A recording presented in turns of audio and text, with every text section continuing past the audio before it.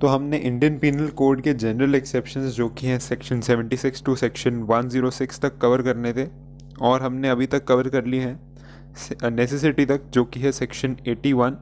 अब हमने पढ़ना है इंसैनिटी के बारे में। उससे पहले हमने इन्फेंसी और जो कि है सेक्शन 82 और 83 पे भी वीडियो बनाई थी, वो भी आपको चैनल पे मिल जाएगी, पूरी एक प्लेलिस्ट रेडी है। और आज हम कवर करेंगे इंसैनिटी के बारे में जो कि है section 84 of the Indian penal code. तो इंसैनिटी की बात करी जाए तो सबसे पहले हमें एक उसकी डेफिनेशन पढ़नी होगी। तो इंसैनिटी की डेफिनेशन में हमें गिवन है कि act of a person of unsound mind, nothing is an offence which is done by a person of unsound mind is incapable of knowing the nature of the act or he is doing what is either wrong or contrary to law. तो यानी कि वो कुछ ऐसी गलत चीज़ कर रहा है जो कि लॉ में अलाउड नहीं है और वो उसकी नॉलेज में भी नहीं है, वो एक अनसाउंड माइंड का पर्सन है, तो इसलिए वो उस चीज़ में एक एंटाइटल्ड हो जाएगा सेक्शन 84 में, जो कि उसको बेनिफिट देता है। एक जनरल एक्सेप्शन या फिर जनरल डिफेंस हो जाता है उसके लिए। तो अब पता कैसे लगाया जाए कि बंदा अनसाउंड माइंड का है?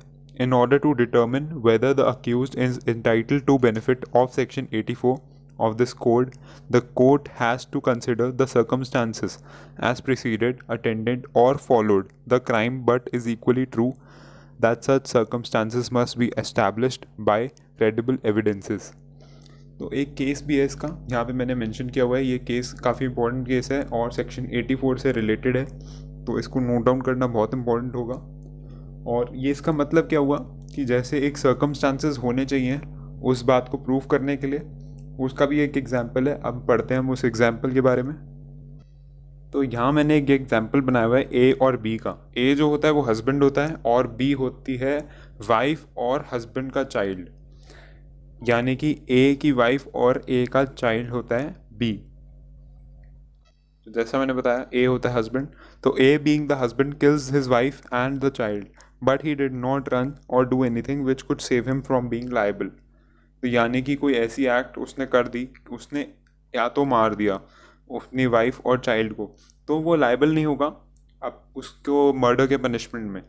तो क्योंकि उसके पास उसकी नॉलेज नहीं होती, वो अनसाउंड माइंड का होता है, तो इसलिए वो लायबल भी नहीं होगा और वो सेक्शन 302 के अंडर भी लायबल नहीं होगा, यानी कि उसको पनिशमेंट नहीं मिलेगी इस चीज़ के अंडर।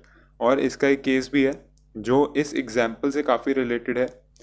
वो कौन सा केस है वो भी नोट डाउन करिए। तो ये केस है Sheralli Wali Mohammed versus State of Maharashtra, 1972 का केस है। तो ये केस पढ़ना बहुत ज़रूरी है।